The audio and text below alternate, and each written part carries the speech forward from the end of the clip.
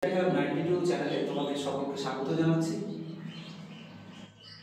আজকে তোমাদের সামনে যেটা আমি দেখাবো সেটা হলো ইন্টারোগেটিভ সেন্টেন্স। আগের ভিডিওতে আমরা অ্যাসার্টিভ সেন্টেন্স সম্পর্কে জেনেছি, আজকে আমরা জানবো ইন্টারোগেটিভ সেন্টেন্স।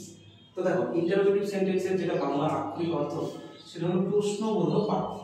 তো একটা প্রশ্নবোধক বাক্যকে আমরা কিভাবে আইডেন্টিফাই করবো বা কিভাবে বুঝবো সেটাই আজ তোমাদের আমি দেখাতে চলেছি। দেখো, এই যে প্রশ্নবোধক বাক্য, এটা প্রধানত দুটি ভাগে ভাগ করা যায়। একটি হলো ইয়েস নো টাইপ, আর একটি হলো ডব্লিউএইচ টাইপ। তো ইয়েস নো টাইপ বা কোনটা আর ডব্লিউএইচ টাইপ বা কোনটা আমরা সেটাই আজকে জানবো। তো দেখো, প্রথমে আমি ইয়েস নো টাইপটা তোমাদেরকে দেখাচ্ছি। প্রথমে বলি, দেখো এই যে ইয়েস নো টাইপ যেটা আছে, মানে যে সমস্ত প্রশ্নের উত্তর আমরা হ্যাঁ বা না এ দিতে পারি, স্পেশালি সেই সেন্টেন্সগুলো হ্যাঁ বা না সূচক প্রশ্নবোধক বাক্য হয়। ধরো, কেউ যদি আমাকে জিজ্ঞাসা করে যে তুমি কেমন আছো, তখন আমি সেটা হ্যাঁ না এর উত্তর দেবো। মানে যেটা আমি হ্যাঁ না এ যে প্রশ্নটার উত্তর দিতে পারবো সেটা হচ্ছে ইয়েস নো টাইপ। ধরো একটা এক্সাম্পল দিই।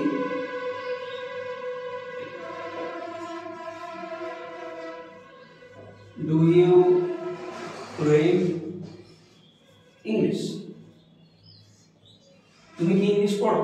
এবার দেখো, প্রথমেই রয়েছে কি ডু, ইউ সাবজেক্ট, রিড ভার্বের এক নম্বর, ইংলিশ হলো অবজেক্ট। তো এটা যদি আমাদেরকে অ্যানসার করতে হয়, আমি হ্যাঁ বা না অ্যানসার দেবো। তুমি কি ইংলিশ পড়ো? ইয়েস, আমি ইংলিশ পড়ি। তো আমরা হ্যাঁ তে উত্তরটা দিয়ে দিলাম, বা যদি এটা না হতো তাহলে আমরা নো তে উত্তরটা দিয়ে দিতাম। তাহলে এটা হয়ে গেল কি প্রশ্নবোধক বাক্য, এবং এটা ইয়েস নো টাইপ। এবার আরেকটা বলি, ধরো এটা ডু আছে, যদি ডিড দিয়ে থাকতো, did you go to school? তুমি কি স্কুলে গিয়েছিলে? দেখো ডিড, এখানে আবার টেন্সটা খুব বেশি করে ক্যারি করে। হ্যাঁ, টেন্সের একটা বিশেষ ব্যাপার এখানে রয়েছে। দেখো, ডু দিয়ে যেটা আমরা করলাম এটা হলো প্রেজেন্ট ইনডিফিনাইট টেন্স, আর ডিড দিয়ে যখন আমরা করছি তখন সেটা পাস্ট ইনডিফিনাইট টেন্স। এক একটা টেন্সে এই স্ট্রাকচার কিন্তু এক এক রকমের হয়। তো এটা মাথায় রাখতে হবে, কেবলমাত্র প্রেজেন্টে আর পাস্টে সামনে যেটা আছে ডু ভার্ব সেটা বসাতে হয়, আর অন্য টেন্সের ক্ষেত্রে সেখানকার স্পেশালি যে অক্সিলারি ভার্বগুলো থাকে সেইগুলো ব্যবহার করতে হয়। তো did you go to school? তুমি কি স্কুলে গেছিলে? ধরো যে আমি স্কুলে যাইনি, এটার উত্তর, তাহলে আমি এখানে নো লিখে দিলাম যে না, আমি স্কুলে যাই। তো এটা গেল ইয়েস নো টাইপ। এবার আরেকটা দেখা, দেখো প্রেজেন্ট ইনডিফিনাইটে যদি এখানে ডু দিয়ে আছে উদাহরণটা, যদি ডাজ দিয়ে থাকে তখন আমরা কি করব?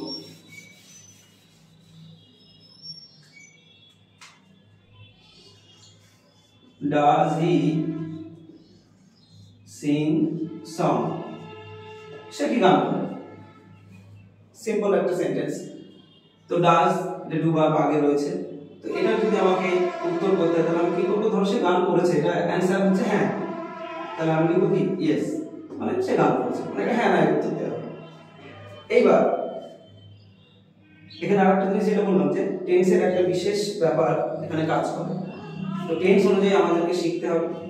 এটা আছে প্রেজেন্ট ইনডিফিনাইট টেন্সের যে ইন্টারোগেটিভ সেন্টেন্স, সেখানে দেখো প্রথমে রয়েছে ডাজ, তারপরে সাবজেক্ট, তারপর সিং হলো ভার্বের এক নম্বর রূপ, সং হলো অবজেক্ট। এইবার আরেকটা জিনিস আমাদেরকে জানতে হবে, যেটা যে যদি কখনো একটা অ্যাসার্টিভ সেন্টেন্স দেয়া থাকে, সেই অ্যাসার্টিভ সেন্টেন্স থেকে আমাদেরকে কিভাবে সেটাতে ইন্টারোগেটিভ সেন্টেন্সে নিয়ে আসতে হবে, এটা আমাদেরকে জানতে হবে। এটা তো আমরা শিখলাম যে কিভাবে হ্যাঁ না উত্তর দিতে হয়, কিন্তু অ্যাকচুয়ালি আমাদেরকে যেটা শিখতে হবে সেটা হলো অ্যাসার্টিভ সেন্টেন্স থেকে কিভাবে আমাদেরকে ইন্টারোগেটিভ সেন্টেন্সে আসতে হয়। তো দেখো একটা সেন্টেন্স লিখছি,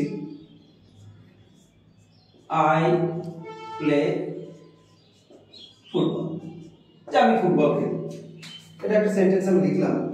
এইবার এই সেন্টেন্সটা থেকে যদি এখানে পাশে ধরো বলা থাকতো যে টার্ন ইনটু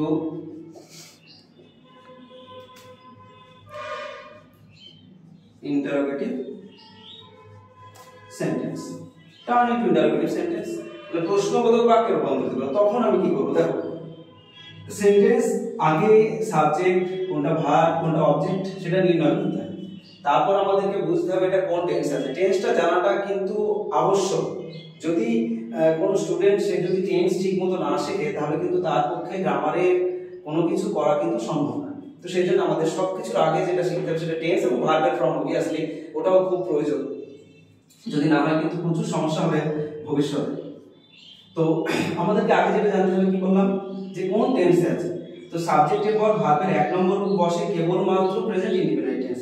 তো তখন আমাদেরকে এইটা যখন আমরা ইন্টারোগেটিভে রূপান্তরিত করব তখন আমাদের প্রেজেন্ট ইনডিফিনাইট টেন্সের যে রুলস সেই রুলসটা আমাদেরকে ফলো করতে হবে। তো প্রেজেন্ট ইনডিফিনাইট টেন্সের একটা রুলস যেটা প্রথমে বসাতে হয় ডু অথবা ডাজ, তারপর সাবজেক্ট, তারপর ভার্বের 1 নম্বর রূপ, তারপর অবজেক্ট। এইবার আমাদেরকে একটা জিনিস খেয়াল রাখতে হবে যে এখানে আমি ডু বসাবো না ডাজ বসাবো, তার নির্দিষ্ট কিছু নিয়ম রয়েছে। যেমন এখানে ভার্বের 1 নম্বর রূপ আছে বলে ডু বসানো যায়, বা আই যেহেতু সাবজেক্ট সেই কারণে ডু বসানো যায়।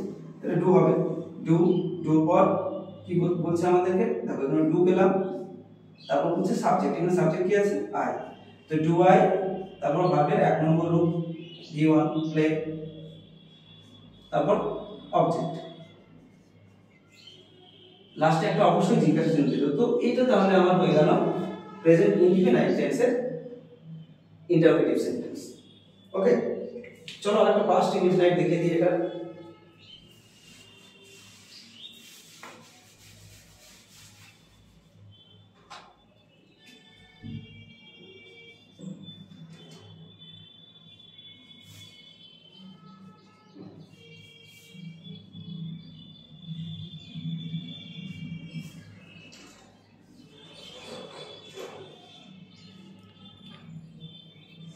দেখো, রাহুল এট এ ফ্রাইড ফিশ। রাহুল একটি ভাজা মাছ খেয়েছিল। তো রাহুল হয়ে গেল এখানে সাবজেক্ট, এট হলো ভার্বের 2 নম্বর, আর এ ফিশ ফ্রাইড ফিশ হচ্ছে অবজেক্ট। তো আমরা জানি যে সাবজেক্টের পর ভার্বের 2 নম্বর রূপ ব্যবহৃত হয় কেবলমাত্র পাস্ট ইনডিফিনাইট টেন্সে। তো এই সেন্টেন্সটাকে যদি আমরা প্রশ্নবোধক বাক্যে রূপান্তরিত করি, যদি এরকম এটা তো বলা থাকে যে টার্ন ইনটু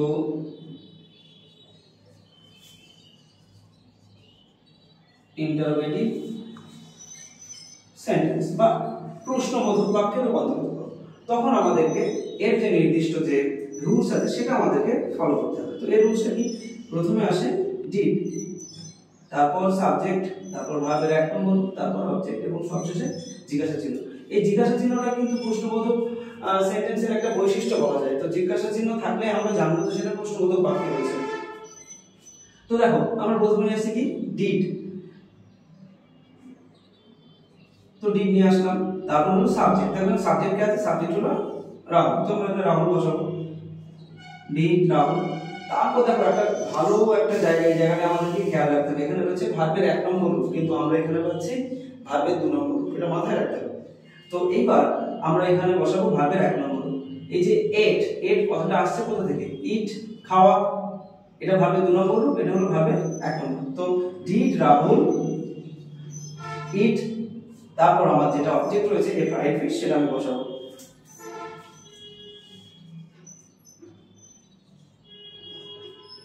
তো এটা হলো প্রেজেন্ট ইনডিফিনিট টেন্সের প্রশ্নবোধক বাক্য।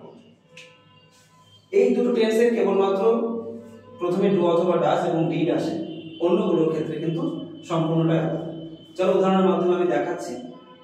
আর অবশ্যই ভিডিওটি যদি ভালো লাগে বন্ধুদের সঙ্গে শেয়ার করবে।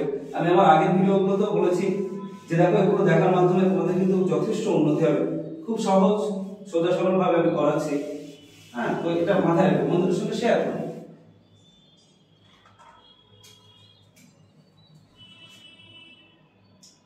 দেখো একটা সেন্টেন্স আমি অক্সিলারি ভার্ব দিয়ে কিভাবে করতে হয় সেটা আমি তোমাদের দেখাচ্ছি।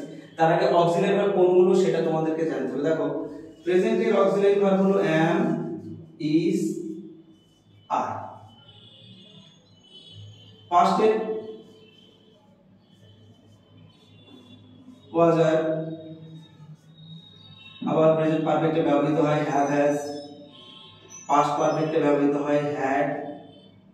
সিম্পল ফিউচার বা ফিউচার ইনডিফিনিট টেন্সে shall অথবা will। তো এইগুলো সবগুলোই কিন্তু অক্সিলারি ভার্ব। হ্যাঁ, তো এক কথায় বলা যায় এই যে অক্সিলারি ভার্ব যেগুলো রয়েছে সেগুলোকে যদি আমরা কোনো সেন্টেন্সের প্রথমে নিয়ে আসি তাহলে কিন্তু সেই সেন্টেন্সটা ইন্টারোগেটিভ সেন্টেন্সে রূপান্তরিত হয়। দেখাচ্ছি, দেখো কিভাবে হয়। ধরো একটা সেন্টেন্স রয়েছে, he has bought a pen. Present indefinite টেন্সে আছে, দেখো হ্যাজ আছে ভার্বের থার্ড ফর্ম, হ্যাজ হচ্ছে অক্সিলারি ভার্ব। তো এখানে একটা সিম্পল একটা ইন্টারচেঞ্জ যদি করা যায় তবে কিন্তু এটা সরাসরি অ্যাসার্টিভ সেন্টেন্স থেকে ইন্টারোগেটিভ সেন্টেন্সে চলে আসবে। তো দেখো কিভাবে, এটা সাবজেক্ট আর এটা হলো অক্সিলারি ভার্ব। ঠিক হ্যাজটাকে যদি আমি এর আগে বসাই আর হিটাকে যদি হ্যাজের পরে বসাই, একটা ইন্টারচেঞ্জ সামান্য, তাহলে কিন্তু এটা প্রশ্নবোধক বাক্যে রূপান্তরিত হয়ে যাবে। তো দেখো কি হচ্ছে এটা, তাহলে has he bot a pen. দেখো এটা প্রশ্নবোধক বাক্যে রূপান্তরিত হবে, খুব সোজা। এখানে ভয় পাওয়ার কিছু নেই, কঠিন কিছু নেই, কেবলমাত্র সাবজেক্ট আর অক্সিলারি ভার্বের একটা স্থানের পরিবর্তন ঘটালে এটা কিন্তু খুব সহজে প্রশ্নবোধক বাক্যে রূপান্তরিত হয়ে যাচ্ছে। চলো আরো কয়েকটা উদাহরণ দিই, দেখো।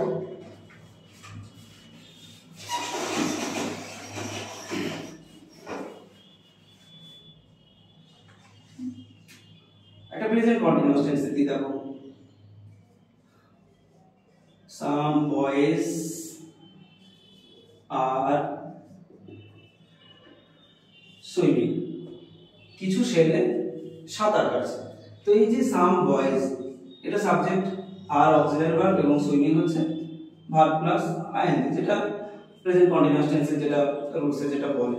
তো এইটাকে যদি বলা হয় যে প্রশ্নবোধক বাক্যে রূপান্তরিত করো, তখন কি করবে, দেখো এই আরটাকে নিয়ে আসবে কোথায়, সাবজেক্টের আগে, এবং এই যে সাম বয়েজ এটা সাবজেক্ট, সেটাকে নিয়ে যাবে এরকম পজিশন। তো কি হলো, দেখো আর সাম বয়েজ